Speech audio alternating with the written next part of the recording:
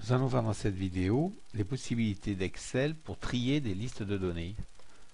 Alors nous avons ici comme liste un ensemble de personnes dont on connaît le nom, le prénom, le sexe, femme ou masculin, féminin ou masculin, le nombre d'enfants, la date de naissance, le service dans lequel ils travaillent, leur salaire et l'agence dans laquelle ils travaillent. Alors Excel propose depuis longtemps, depuis de nombreuses versions, des possibilités de tri qui sont accessibles via des icônes qu'on repère, qui sont les suivants. Donc en version 2007-2010, on les retrouve dans l'onglet Accueil à ce niveau-là. Et en version 2003, on les retrouve dans la barre de menu et ce sont aussi ces icônes-là. Je vais commencer par un tri simple. Je vais trier sur les dates de naissance. Je me positionne dans la colonne des dates de naissance. Notez bien que je ne fais aucune sélection. Je me contente de cliquer dans la colonne. Je vais sur l'icône de tri et je clique directement sur l'ordre de tri qui m'intéresse. Le plus ancien ou le plus récent. Je vais commencer par le plus ancien. Voilà. Excel a trié non seulement la colonne, mais bien sûr les informations des colonnes à côté. Si vous observez bien, je vais le refaire. Au moment où je clique, Excel sélectionne l'ensemble du tableau pour le brasser. On voit une espèce de flash sur l'ensemble du tableau. Je refais un tri du plus récent. On voit bien le flash. Je refais. Encore une fois, on voit bien le flash. Excel a en fait compris que quand vous avez demandé le tri à partir d'une cellule sélectionnée dans la colonne date de naissance, c'est l'ensemble du tableau qu'il faut bien sûr trier. Il ne s'agirait pas de trier que la colonne de date de naissance. Alors c'est vrai qu'il l'a compris, ceci dit jusqu'à la version 2000 incluse, il avait un mode de fonctionnement différent. Alors on voit certaines personnes des fois faire une sélection de la colonne avant de trier. Que fait Excel si on demande un tri avec une colonne de sélectionner? Je lance le tri.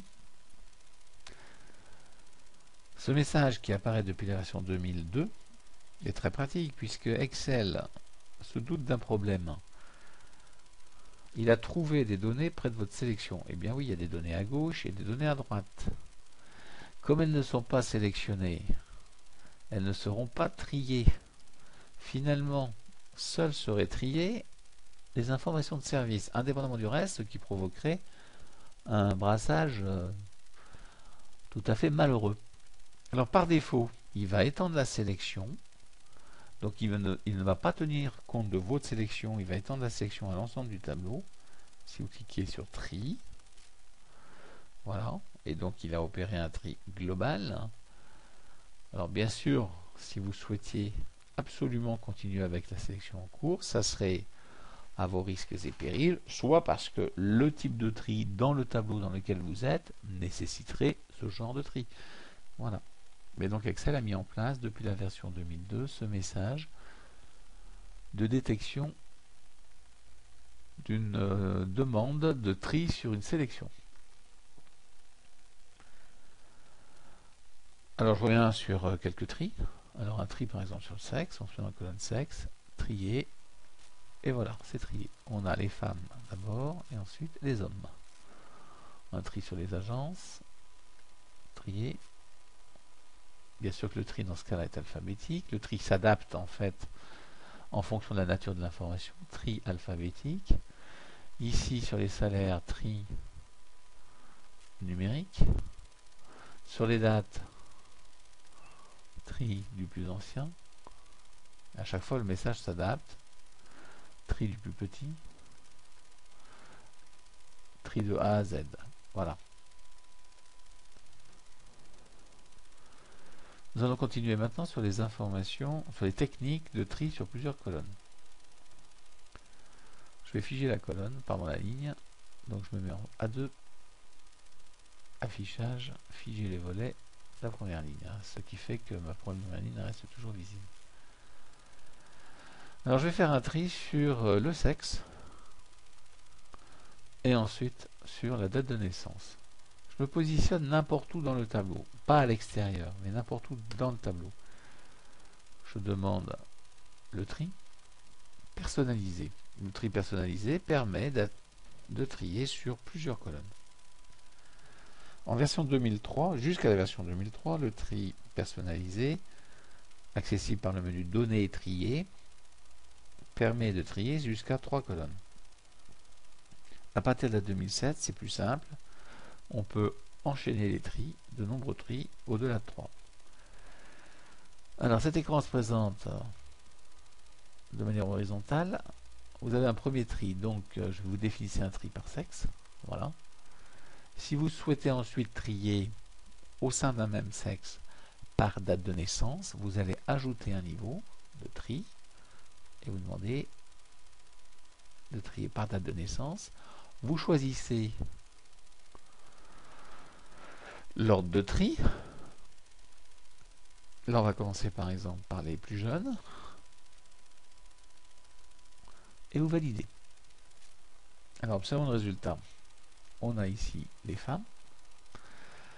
Et on commence par les plus jeunes, c'est-à-dire la personne née en 74 est plus jeune que celle qui est née par exemple en 64, 10 ans avant.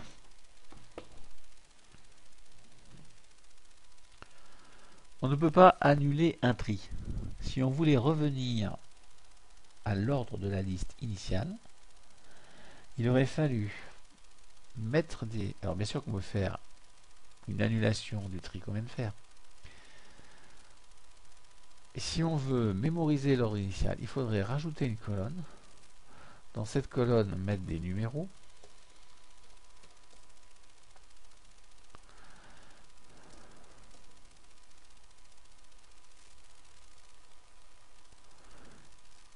Voilà. Ce qui fait qu'à tout moment, je peux faire un tri maintenant, par exemple, sur la date de naissance. Mes numéros ont été brassés. Et si je veux revenir sur l'ordre initial, je reviens sur la colonne du numéro. Je fais un tri et je retrouve mon ordre initial. Voilà comment on mémoriserait un ordre initial d'une liste en rajoutant une colonne qu'on appellerait numéro. Je vais maintenant supprimer cette colonne.